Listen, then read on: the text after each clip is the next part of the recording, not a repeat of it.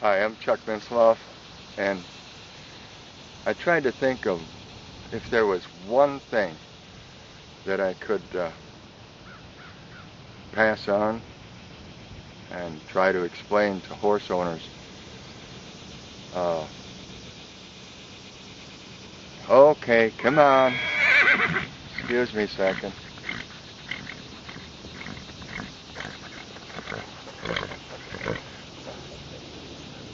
Okay, you had to come and say hello, huh? Hold on just a second. Okay, hold on. Want to say hello to the folks? Oh, yeah.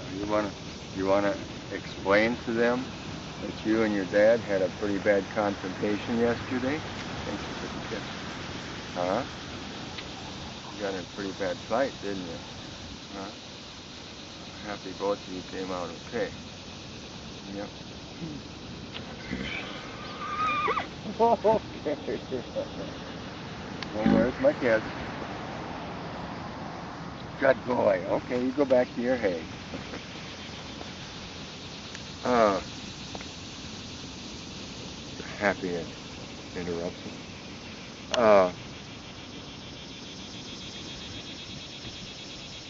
Okay. For 6,000 years, we've been working with an animal that has remained virtually unchanged in all that time.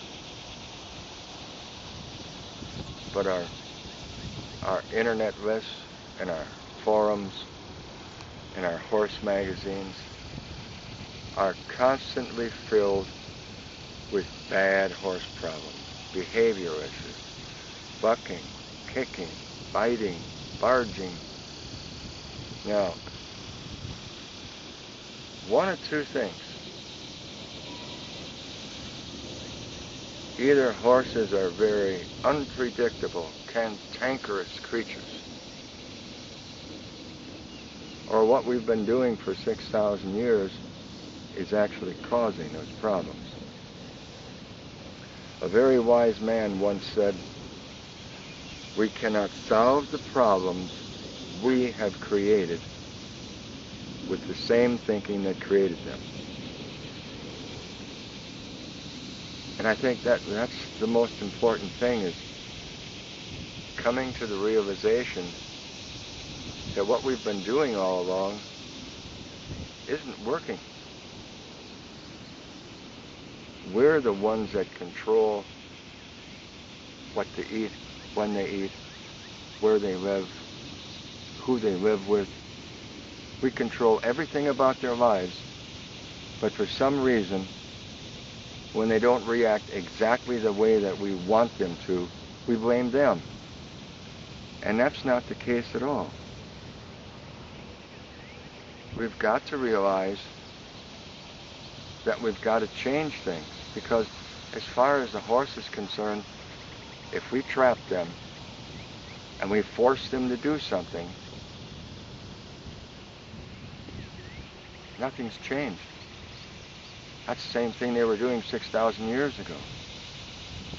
It doesn't make any difference how we dress it up with words and phrases of bonding and companionship and pseudoscience and all these other things. We've got to look at it from the horse's viewpoint. Once we come to the realization that what we've been doing has been causing the problem, because a horse can only be a horse.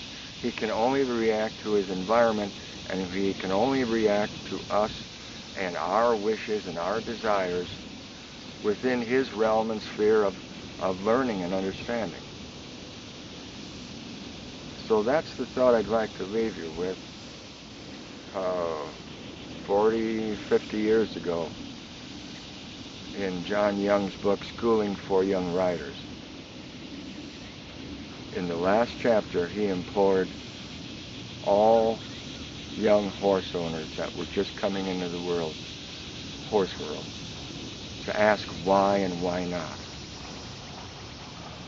to challenge the status quo, to always try and make things better and easier.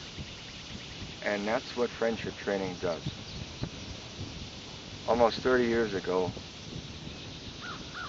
I made a commitment to try and be the best caretaker possible for my horses. And it took me a lot of places into a lot of different fields that normally horse owners wouldn't think of going, as far as learning theory and nutrition and hooves and ethology and scientific reports and studies. So that's the thought I'd like to leave with you.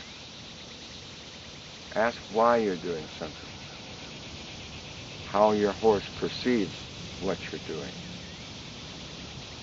and most importantly, what type of relationship those actions are going to establish. I've been on a commitment to develop the easiest, safest, gentlest, kindest method of training a horse to do anything. I guess that's my thought. Ask why. If the answer is, well, that's the way it's always done, keep asking. You get a right answer. That's about it. Oh, yeah. Excuse me. This business about gurus, and I'm a guru. I'm the last person in the world that would want that spotlight. We have a study curriculum that those who join our FT family have to go through before they ever interact with their horse in any way or use any of the interactives. It's filled with some of the world's most renowned ethologists and equine research scientists. There's not one document in there, not one article from me. Yes, I developed the interactives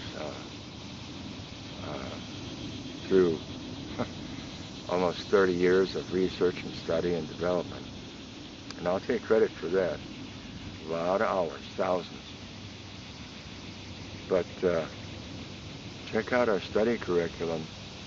You won't find one thing in there from me. That should do it. Oh, one more thing. The older you get, the more you come to the realization that the older you get, the harder you fall, and the longer it takes to heal. Are you coming back again? No? Okay.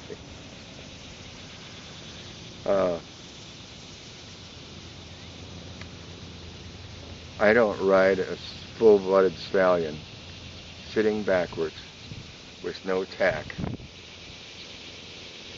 because I'm reckless or careless or a daredevil. Just the opposite. I'm pretty conservative. And more so since I hit 72.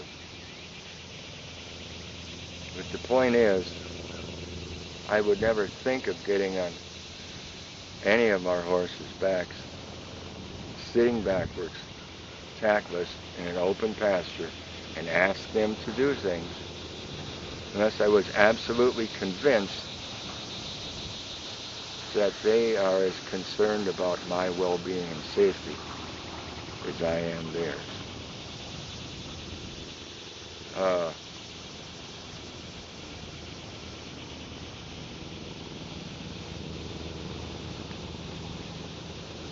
Just something to think about. Thanks for your time. I hope, uh-oh,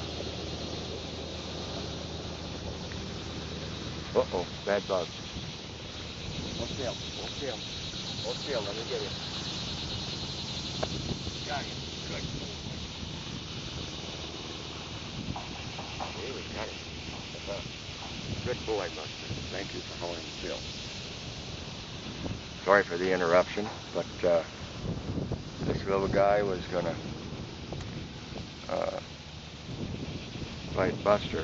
One of the things we teach them is hold still, and he did just that. He froze and let this guy start to bite him so I could kill him. Anyway, well, you coming back again? Well, you want to say goodbye to the folks? Well, come on. I don't think you're in the camera, are you? Yeah, I got him for you. Okay. Oh, that's our FT kiss. I made a video about that, our hugs and kisses too. Thank you. I think we better let go now, huh? What do you think?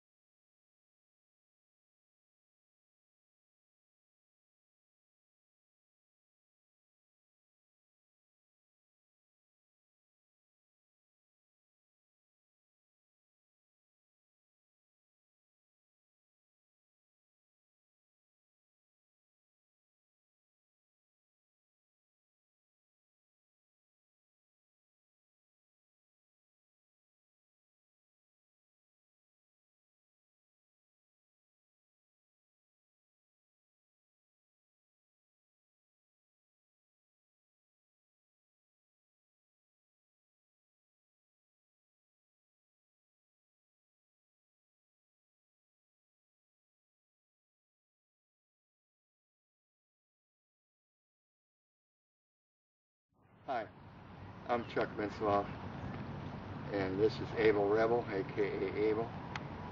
What we're trying to show you is that friendship training is backwards from any other type of training. We don't use whips, we don't use ropes, we don't use gadgets, we don't use sticks, we don't trap them in a round pen or a picadero.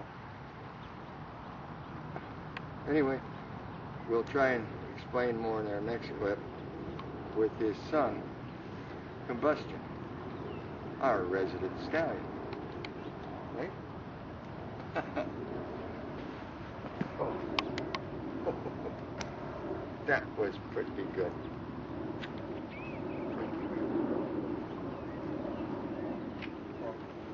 Oh, yeah. Back up.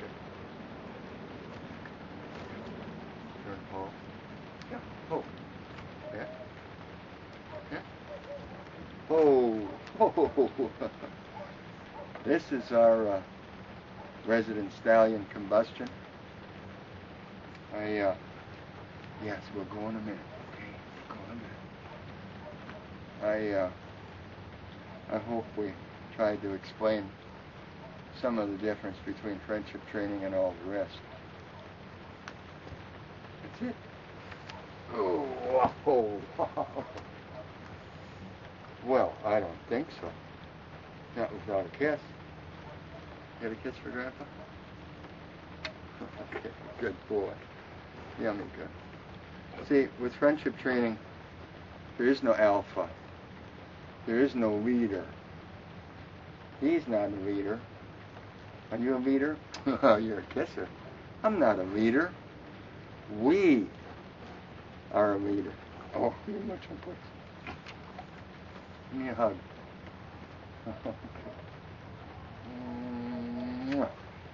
And a kiss. Good boy. Thank you, Buzz. Well, one more thing.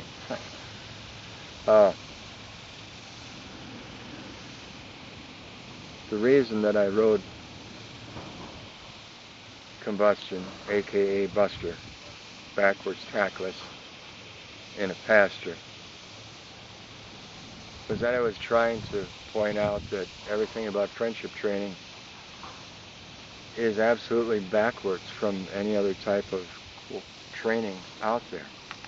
We don't choose whips, we don't choose sticks, we don't choose gadgets, we don't trap them in a round pen or a picadero.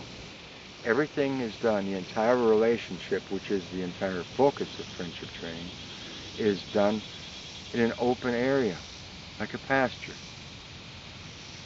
I mean, if we didn't,